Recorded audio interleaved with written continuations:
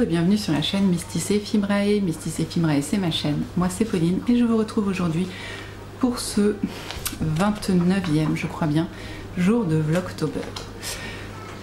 On touche vraiment là, on arrive vers la fin et je vous avoue que l'inspiration commence à me quitter. J'aime beaucoup, dans les commentaires il y en a pas mal qui me disent oh là là c'est incroyable que tu trouves autant de thèmes. Oui alors ça devient dur. Franchement ça devient dur. Mais il y en a un que je voulais traiter sans trop savoir pourquoi et du coup c'est aujourd'hui. Non pas pourquoi, comment, pardon. Sans trop savoir comment et donc c'est aujourd'hui. Et je voulais qu'on parle un petit peu du tea time à l'anglaise, mais du coup à la cottagecore. Moi j'ai des grands souvenirs de thé, de souvenirs de goûter et de thé en famille. C'était une institution dans la famille de ma mère, mais vraiment, hein, c'est-à-dire que jusqu'à la fac, jusqu'à ce que j'arrête de vivre chez mes parents en fait, hein, quand j'étais là à 5 heures, on se posait avec ma mère et on se prenait une tasse de thé. Alors, je peux vous montrer une tasse de thé normale pour le tea time. La voici. Voilà. Moi, c'était un énorme mug. 75 centilitres. Voilà. Donc, on n'était pas sur le tea time à l'anglaise, mais voilà, des petits gâteaux papotés autour de la table de la cuisine avec un bon thé. J'ai vraiment ces super souvenirs avec ma maman.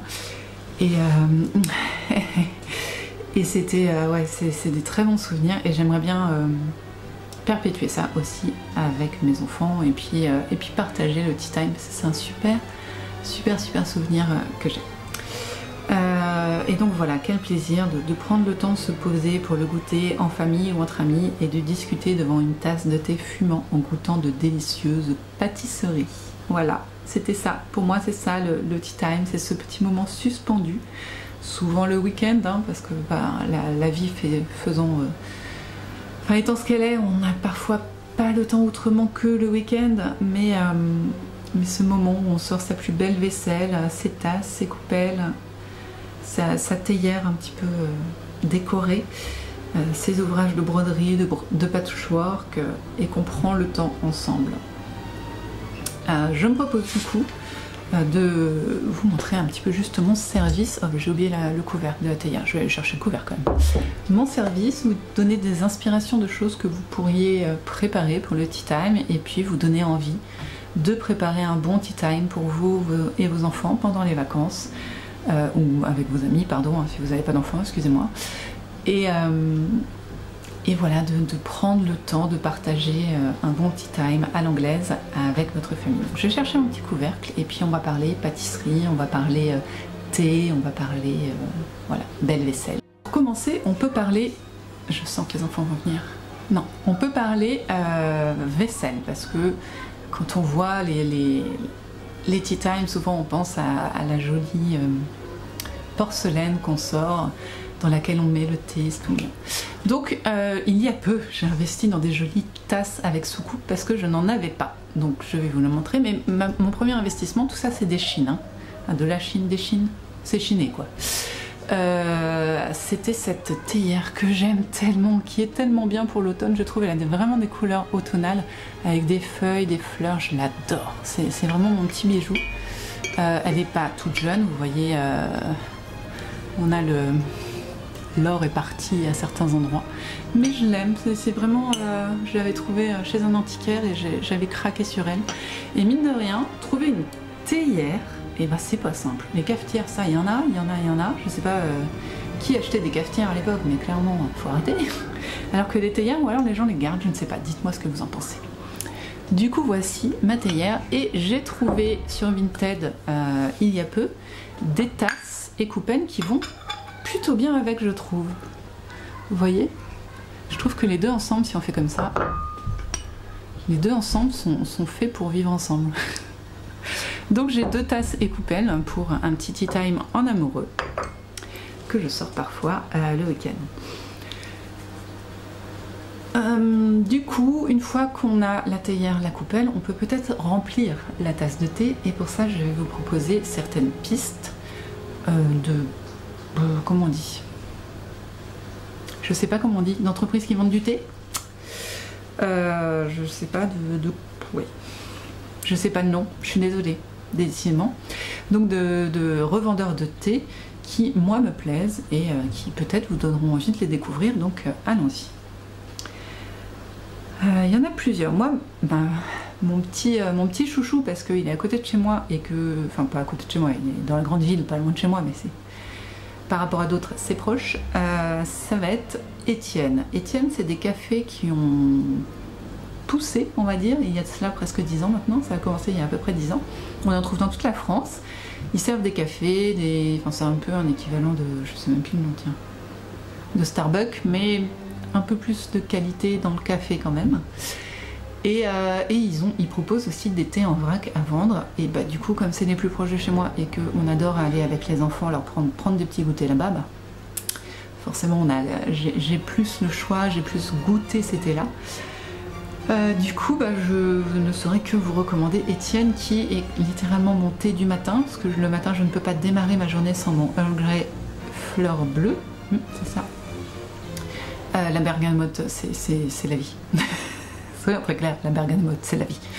Non, le matin, il faut démarrer doucement avec de la bergamote. Donc Étienne, qui n'est pas la plus réputée, hein, clairement, mais qui est quand même... je trouve que les thés sont tout à fait raisonnables pour un prix normal, quoi. On a aussi Kusmi. Alors Kusmi, je trouve qu'ils ont trop vogué sur la vibe d'être à la mode. J'aime pas trop leur thé en fait. Ils proposent beaucoup de thé vert, je n'aime pas le thé vert, je n'aime pas non plus le rooibos. À partir de là, ça devient compliqué. Les mélanges sont parfois forts, avec des goûts qui me plaisent pas. Enfin, c'est pareil, il faudrait en fait faire une dégustation de tous les thés. Et la flemme. Donc on a Kusmi aussi. On a deux que j'ai goûté. Là, j'ai pu faire des dégustations parce que j'ai acheté leur calendrier de l'Avent. Donc on a la Compagnie Coloniale, le calendrier de l'Avent de l'année... 1, 2, 3. J'ai acheté leur calendrier de l'Avent l'année dernière et j'aime beaucoup leur thé. J'ai presque tout bu, je pense. Voilà, je vous ai dit, il y a certains thés que j'aime pas, donc à un moment, bah, je vais pas me forcer, mais par rapport à d'autres, j'aime beaucoup. Je trouve que les goûts sont toujours justement dosés. Et ça, c'est important. Parce que quand j'aime beaucoup, par exemple, le thé à la pêche, il faut quand même qu'on ressente que c'est du thé. Je l'aime bien chaud et froid, mais... Enfin, il faut quand même qu'on ressente que c'est du thé. Et ça, souvent, ça me manque dans le thé à la pêche. Par exemple, le Lipton, le thé à la pêche Lipton, bah, il apporte rien, quoi. Alors que je trouve que le Compagnie Coloniale, il a des arômes qui se lient bien, j'aime beaucoup. On a Daman aussi et Palais d'été, qui sont deux compagnies pour lesquelles j'ai acheté des calendriers de l'Avent. J'aime bien leur thé. Après, je trouve que dans les calendriers de l'Avent, il y avait un petit peu trop de trucs tropicaux.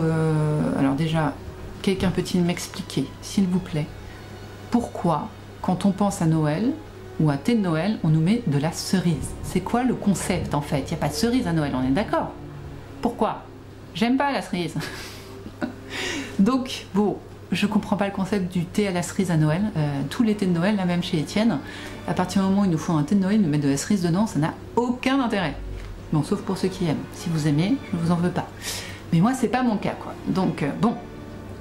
Donc souvent, voilà, trop fruité, en fait. Pour moi, après avoir essayé, je vous dis, 3 compagnies différentes pour des calendriers de l'Avent. Hein.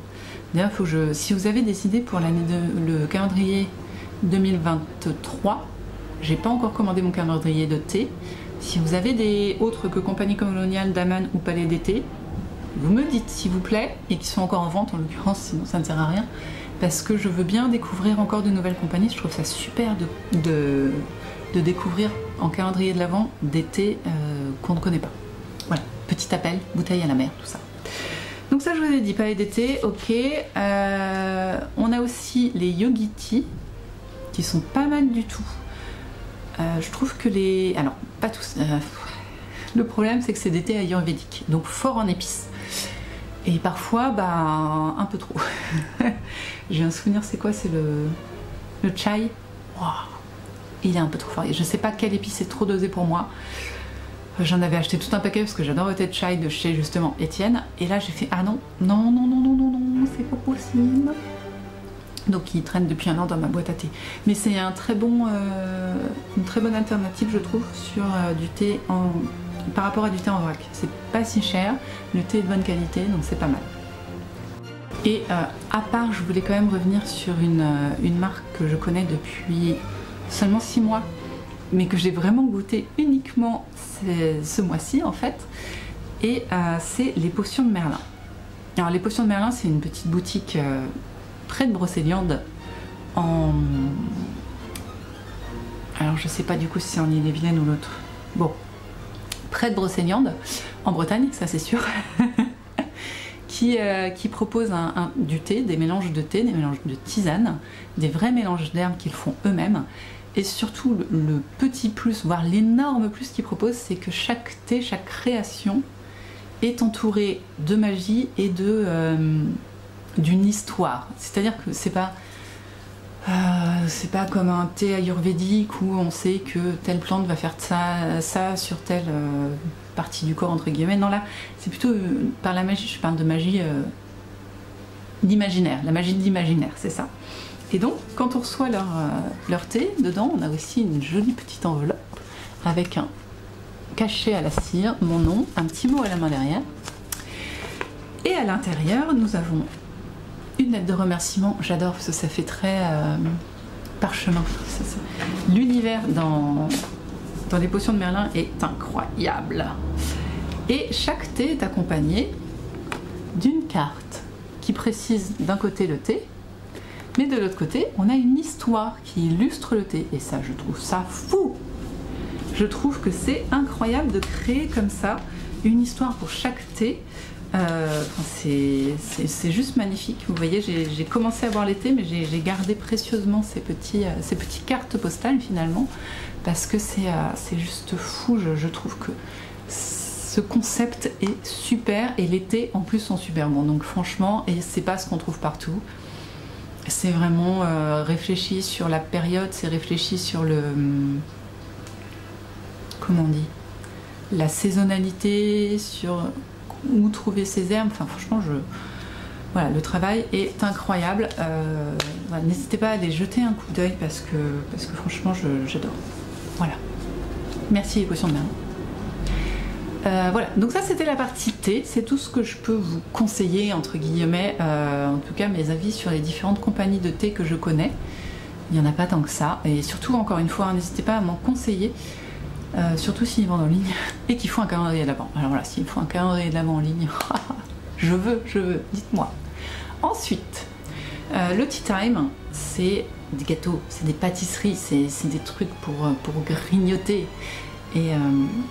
Et du coup, bah, je me propose de vous reposer, de vous partager peut-être les recettes qui pour moi sont un peu emblématiques et faciles à faire, parce qu'il est hors de question que pour un goûter à 5 heures, on se mette à faire le goûter, enfin les pâtisseries à 2 heures, hein, à un moment, faut profiter un petit peu de sa journée.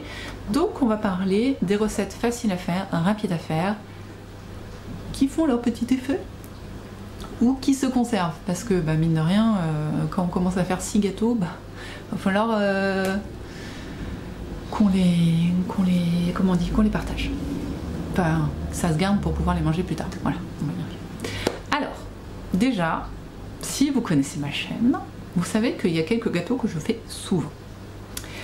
Au top of the top de la liste, un que j'adore, qui est juste une tuerie et qui se fait en 5 minutes top chrono et qui cuit en un quart d'heure, le shortbread. Oui, le shortbread, ça c'est... Merci les Écossais d'exister. Le shortbread, ce petit gâteau juste avec du beurre, du sucre et de la farine, quoi. Rien de bien incroyable, un petit sablé, mais c'est tellement bon. J'adore le shortbread et ça prend, je vous ai dit. Ensuite, en parallèle, on a aussi les cookies. Je peux vous en montrer. Hop là. Du coup, les cookies. Donc, j'ai fait une recette de mon livre que j'ai pris à la bibliothèque sur les recettes de cookies, enfin américaines, new-yorkaises. Donc, voici par exemple les cookies fourrés au Nutella. C'est juste horrible, mais les enfants sont passés par là, je vous montre. Il en reste 2. Je les ai fait hier. Hein. Et il y en avait une vingtaine. Voilà. Ça a plu, a priori. Personnellement, je les trouve pas tout à fait assez cuits, mais ma foi...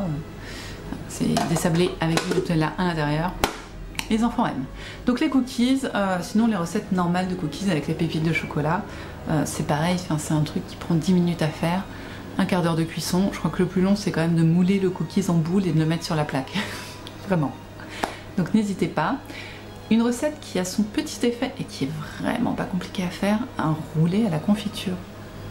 Une pâte génoise, une génoise qu'on cuit au four, donc c'est pareil, hein, ça.